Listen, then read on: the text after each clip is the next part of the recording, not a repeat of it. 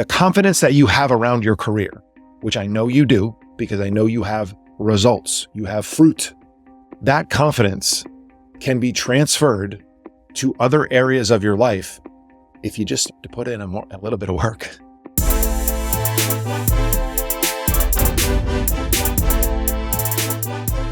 My name is Brian Pannuzzo. I'm an executive coach that helps successful professionals get wealthy outside of the office in their mind, their body, and their relationships. I'm an expert at this because I did it myself.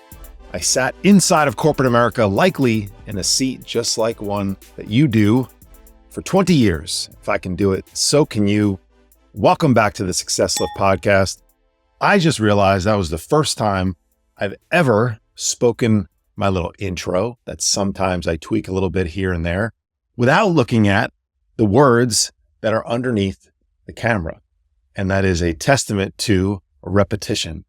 And the more you do things, the more you get better at them. And that's not what this podcast is about this week, but it's fresh on my mind because I didn't feel the need to look down at some things that I always have, little notes, little cues, want to make sure that I'm prepared for all you guys. And that's the first time I ever did it. And I probably could have done it weeks ago, but I figured, screw it. I'm just going to look into the camera the whole darn time. And if you are not watching me right now and you're listening to me, make sure you go check out the podcast on YouTube. You get to see the fresh new merch that all my clients are receiving. You get to see the pipes. I've been working on them. You get to see my crooked nose. You get to see the bookshelf behind me. All the things. If you're a video person, check it out. I've been teasing this. Quite frankly, I have no real plan, but I like to put it out there, put myself on the hook. I'm going to be producing more content on YouTube soon. I got to focus on several more important things right now. A lot of great things going on in my professional life with my business and my own brand and some things I'm doing, partnering with another brand soon, more on that to be spoken about in the future. But lots of amazing stuff going on inside of my business. And I gotta produce more. I gotta produce more content. This is like a content game out here. And so check me out on YouTube. If you're not subscribed, go subscribe. It would mean the world. If you're just an audio person, I get it. I listen to a lot of different audio educational topics, audio books, podcasts. I'm still more audio than video, but I'm starting to get into video more. Video is it's been here for a long time. I'm late to the game, but it's an up and coming way for people to consume content. And apparently a lot of people do. So I'm going to spend more time on YouTube. Go check me out. If you're not subscribed to the podcast on any platform, if you're hearing me for the first time, welcome. I appreciate you. If you're hearing me for almost the 250th time, welcome back. I appreciate you. I want to talk this week about a concept that I have been talking to my clients about recently. They get the good stuff first. And it's this mindset of like confidence in terms of believing who you are, believing who you say you are, because you have evidence to suggest that's the case. And I framed it to them as, this, like in air quotes, I built this. All right. And I talked to them recently about this because, oftentimes I think people can look from the outside and they can make assumptions and they can maybe look at where you're at in your career. Maybe, people who you work with are looking inside to your office. Maybe you sit in a nice big office. Maybe you're still in the trenches with everybody else out on the desk, as we would call it. A lot of the senior leaders have offices, but they also prefer to be out with the people that they lead. Number one, because it's how they came up in the business, right? You came up in your cubicle. You came up being one of those members on the line on the desk, right? If you were in my old business, but ultimately you get senior enough, you become senior enough to get yourself an office. And why wouldn't you want one of those? You can throw your walking pads in there. You can do your push-ups. You can have private phone conversations.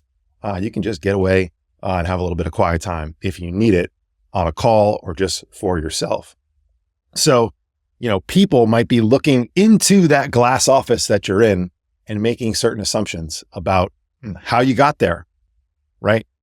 Sometimes people look negatively towards people who are elevated at higher levels from them. And they think like, well, must be nice, or you got lucky, or, if I had your circumstance, Brian, like people, I do actually hear this. I literally hear this, which is absurd, but I do. If I had your life, Brian, if I was now this entrepreneur who could walk more on phone calls and control his own schedule and do all, I would be healthier. Yeah, cool story. All right. If you only had my life. I'm recording this at 5 a.m. on a Sunday morning. Okay. I know you're not working at 5 a.m. on a Sunday morning. My life's just different. I'm working just as hard as I've ever worked in my life, if not harder, because I'm the boss now. I'm not a small cog in a big wheel. I'm the fucking wheel. All right. And so if I want this baby to turn, I got to turn on the engine and push it.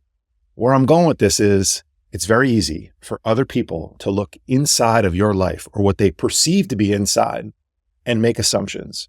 And I know that when you look at your career and you evaluate where you've been, you know how hard it's been to get where you're currently at.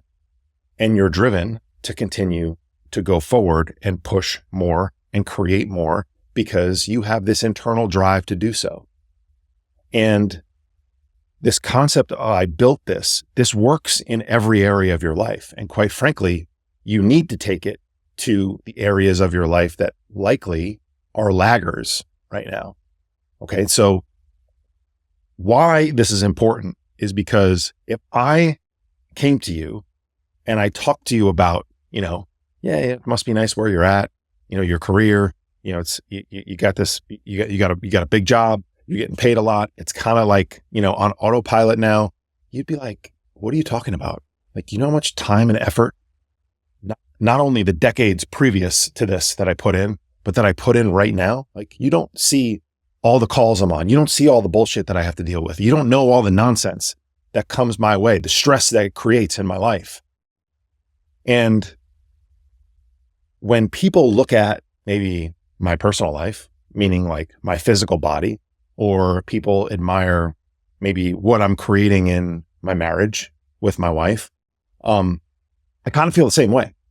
And I know that I'm where I'm at because of the amount of work that I've put in. I have shared recently with clients, again, they get the good stuff first, this quote from Michelangelo. I'm not an artist, but I heard it. I'll paraphrase it for you. It's something to the effect of like, if people knew how hard I worked, if they knew how much time I put into my artistry, my craft, my profession, my results, they wouldn't find it so exceptional. And that when I heard that, that really hit home for me, because there's a level of confidence that is created when you are the artist in your life. And you're an artist. You're an artist with the work that you create in your physical body. You're an artist with the results, the fruit that you bear in your bank account and inside of your relationships. Sometimes for some people that can be frustrating because oftentimes they're not where we want them to be. And that's good news and it's bad news. It's bad news because you don't have the result. It's also bad news and good news that it's your fault. You are the reason why you have what you have and why you don't have what you don't have. You're the reason why your career success has elevated to a level that it likely has. Right? You are the input to that. You're the input to how you look in the mirror right now. It's you, 100% you.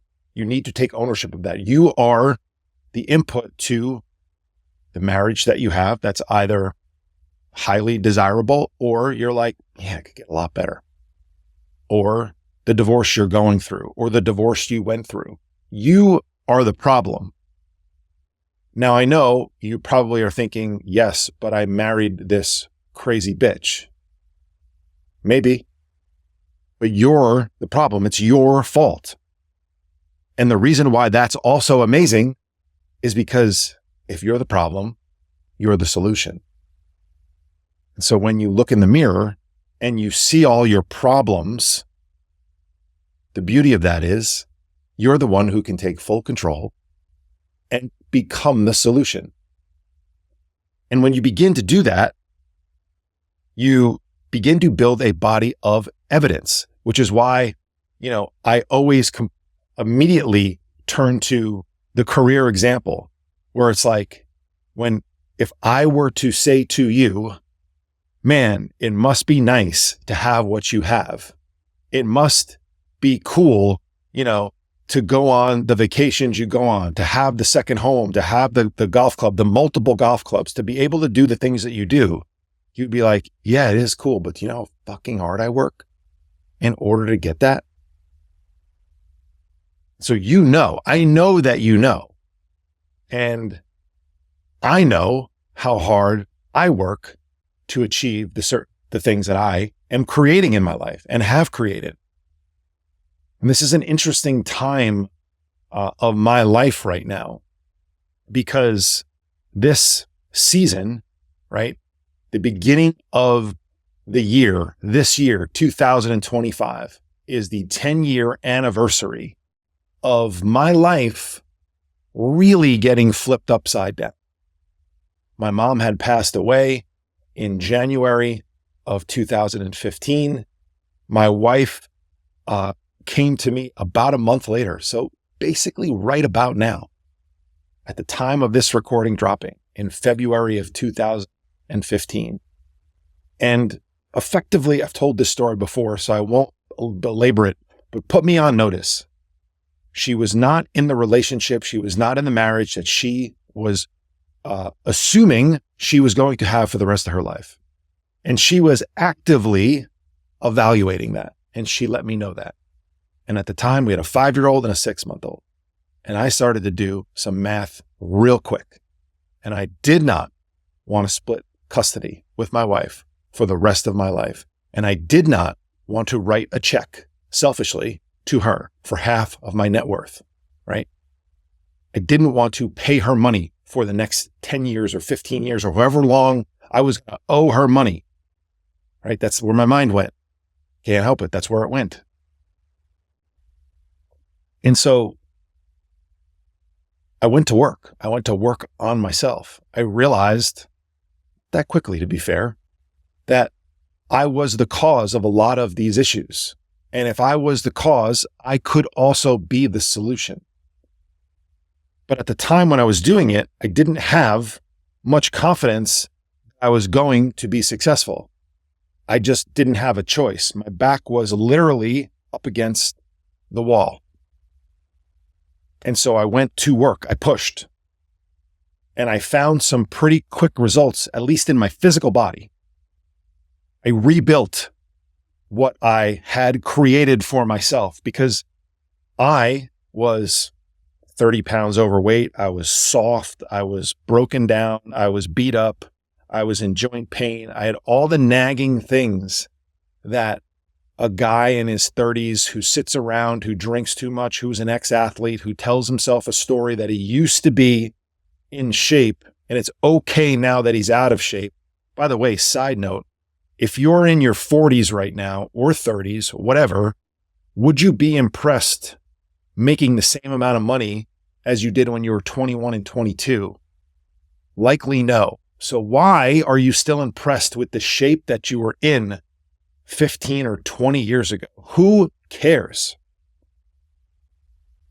Recently, was in a gym, excuse me, for basketball. My daughter plays basketball, and decided to just go check in at 47 years old. I went up and dunked it. And look, it's not that impressive of a dunk. The ball gets over the rim, it goes in the hoop, the rim comes down. It's technically a dunk, okay? But I'm 47, and it's still pretty cool that I can do that. So don't tell me about how you used to be able to dunk or whatever dunking is for you. You used to be able to do this. You used to be able to do that. I don't care. What can you do now? Right? Your boss doesn't care what you used to be able to do at work 10 years ago. What can you do today? A little side tangent there. I went to work on myself 10 years ago because I was forced to. What I started to create was a level of confidence around the results that I was achieving. And you no longer, now 10 years later, you no longer can convince me that I'm not an elite athlete. I put that in air quotes, as a corporate athlete. I have too much evidence. I have too much pride in what I've built. I have too much confidence around it for you to convince me any other way. I've built this. Now, what I'm realizing too is that as I build areas of my physical performance, they bleed into my mental performance. As I just mentioned, confidence. Do you think that you could make more money if you were more confident in your job? I guarantee you do. Do you think that you could improve the relationship inside of your marriage if you were more confident? I know you could. I'm living proof of that. There's no doubt that over the last 2 years, as my new career, and in air quotes, 6 years old now, my new career has gone like this, skyrocketing higher as I've transformed my body, which helped me transform my mind. And there's levels to this game, right? I got into very good shape 10 years ago from really shitty shape. But then I maintained for a while, and that's okay. Maintaining for a little while is okay. Think about a stock chart, right? It shoots up higher, it kind of backs and fills. Maybe it gives up some gains. It consolidates, I think, as the technical analysis guys say. And then hopefully it breaks out again. And that's kind of what happens in our lives in all areas. My marriage, same thing. My marriage was a shitty stock chart, right? We stopped the bleeding in my marriage. Then we started to ascend a little bit higher. Better believe we hit a bunch of rocky stretches in the last 10 years. And there are some periods of time where if you look back and evaluate this 18 months, it was kind of like, status quo. My wife recently told me she feels like we've been married 3 times, 3 different distinct moments or phases of our relationship. And so it's okay for it to stagnate, maybe stay still for a little while you potentially focus on other areas of your life. But I have now this body of evidence that I know when I pour into one area of my life, it's going to bleed over into another. And that's really the message that I want to deliver this week, is that the confidence that you have around your career, which I know you do because I know you have results, you have fruit, that confidence can be transferred to other areas of your life if you just start to put in a little bit of work. And you take the same long-term approach that you've taken with your professional life. And you follow maybe guidance from a mentor or a structured plan. If you get some accountability like you have at the office, you're not going to let people down at the office. You'll let yourself down, but you wouldn't let other people down. Imagine you had to go into the office tomorrow for your morning meeting or that Zoom call or whatever and talk about what you ate yesterday. And there was an expectation around you performing at a certain level.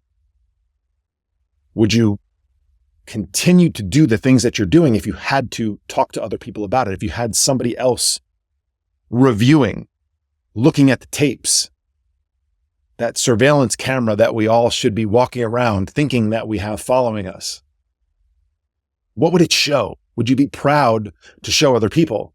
If you wouldn't, would you improve your performance pretty quickly? The answer is most likely yes, especially if you're listening to this podcast. And so could you take the same process of having structure, following a plan, getting mentors, being in a program, having accountability. And then 2 things, knowing that it's going to take time and showing up even when you don't want to. Because we all have been willing to grind at moments in time in our careers. And yet when we hit the slightest bump in our personal lives, everything falls apart.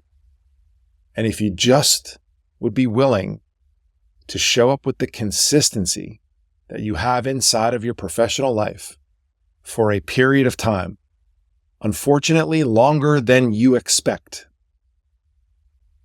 in your personal life, in your mental performance, in your physical performance, and in your relationships, they would all skyrocket. And when they start to, you will then associate the results, the actions that you're taking, and you will build a body of evidence that will be unbreakable. You cannot convince me that I am not an elite husband. You cannot convince me that my marriage is not off the charts amazing right now and will get better. You can't convince me that I'm not in elite physical shape,